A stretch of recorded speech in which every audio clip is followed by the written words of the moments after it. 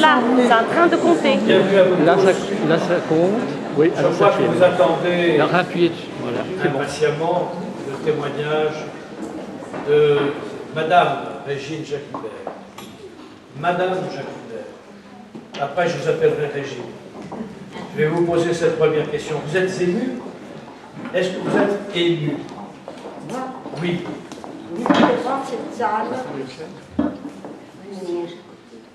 tant de monde sont intéressés par un sujet qui n'est pas facile à entendre, et tant que les gens entendront ce que nous avons encore à transmettre, je pense que ce sera toujours important. Et je vous remercie d'être à l'écoute de ce passage dans une vie qui n'a pas été facile. Merci.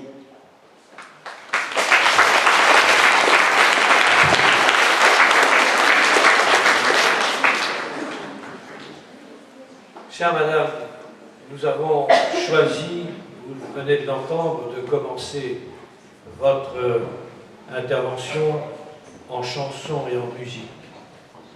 Et cela pourrait apparaître étrange à certains, parce qu'il y avait des airs un peu joyeux, il y avait aussi cette histoire infiniment tragique de la colonne des 30 jeunes filles. Mais je crois pouvoir dire, puisque vous me l'avez confirmé, que la vie des camps était très souvent une vie en chanson et en musique. Aussi étrange que cela puisse paraître, parce que je crois que dans les périodes les plus dures que nous ayons à affronter, il faut aussi de la légèreté, quelque part, pour pouvoir assumer cette dureté. Alors, j'en terminerai rapidement, parce que c'est à la salle d'intervenir, mais je voulais quand même commencer un peu cette conférence par la question suivante.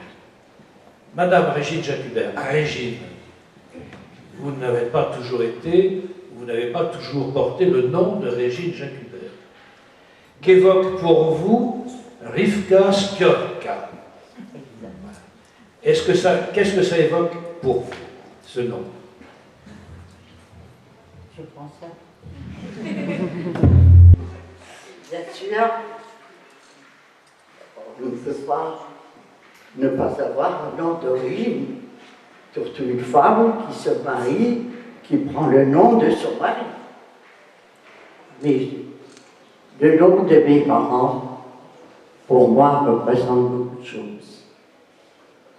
Je crois d'ailleurs que ça représente beaucoup de choses pour tout enfant qui se souviennent de leurs parents.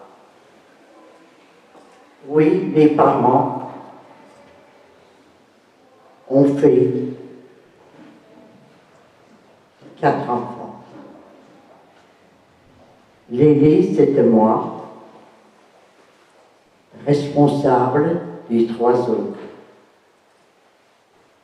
Mon frère Jérôme, que beaucoup d'entre vous ont connu, qui était aussi une grande figure de la déportation et de la résistance,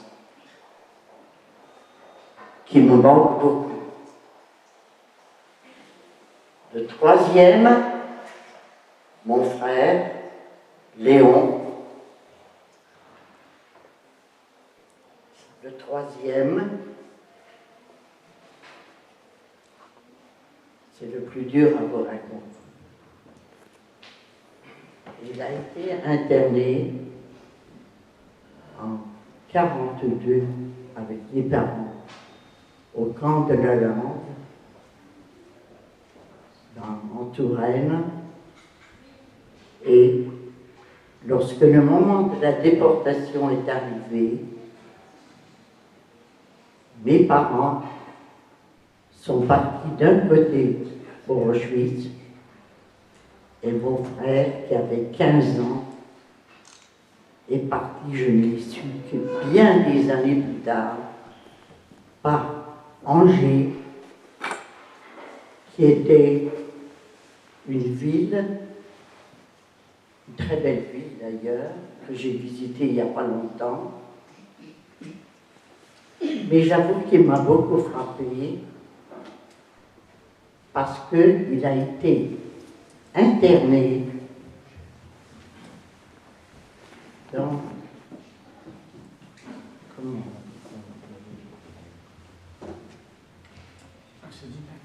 Le séminaire. Oui, il a été enfermé avec des jeunes de son âge dans un séminaire et nous l'avons visité il n'y a pas tellement longtemps. Il y a un neveu à moi qui est là, qui est parti avec moi pour le visiter. Eh bien, je crois que c'est la chose qui m'a le plus interpellé. Parce que comment pouvait-on séparer des enfants de leurs parents, d'envoyer les parents dans les camps, les enfants d'un autre côté, et malheureusement ce fut. Je sais qu'il n'a pas survécu, il est mort assez rapidement à Auschwitz. Et j'avais un quatrième frère qui, lorsque nous sommes arrivés en France, a été très malade et malheureusement est parti de bonheur. Voilà l'histoire de ma vie. On va, madame, peut-être passer maintenant le micro à ceux qui le demandent. Qui souhaitent commencer à poser des questions. Deux jeunes hommes devant. Un jeune homme devant, voilà. Bonjour. Est-ce que vous pensez que ce type d'événement risque de se reproduire? Est-ce que vous pourriez... Ce petit événement peut se reproduire.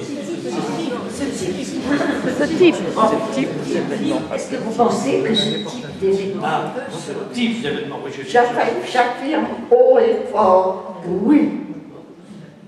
Oui, cela peut se reproduire. Je vous avoue qu'il y a eu pas mal d'événements en France, partout, où il y a eu la crainte du même avenir que ce que nous, on a vécu. Oui, je le crains. Et c'est pour ça d'ailleurs, je vous le dis en toute franchise, si je parle encore aujourd'hui, à mon âge, c'est justement pour que les jeunes que vous qui êtes là, vous sachiez ce qui peut attendre dans une vie à des enfants, à des jeunes qui ne s'attendent pas à cela. Ne croyez pas, nous, les jeunes, nous aimions la vie, nous aimions danser, nous aimions chanter, nous allions camper, nous faisions de la montagne.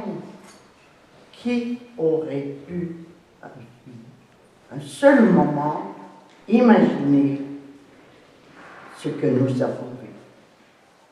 C'est pas possible. Merci. Madame, quelle question? Allez, posez des questions. Qui souhaite? Bonjour. Est-ce que ce qu'on nous dit à l'école ou pendant que nos parents nous éduquent, est-ce que c'est vraiment ce qui s'est passé pendant la guerre? Est-ce que c'est bien expliqué la déportation, la Seconde Guerre mondiale ou pas?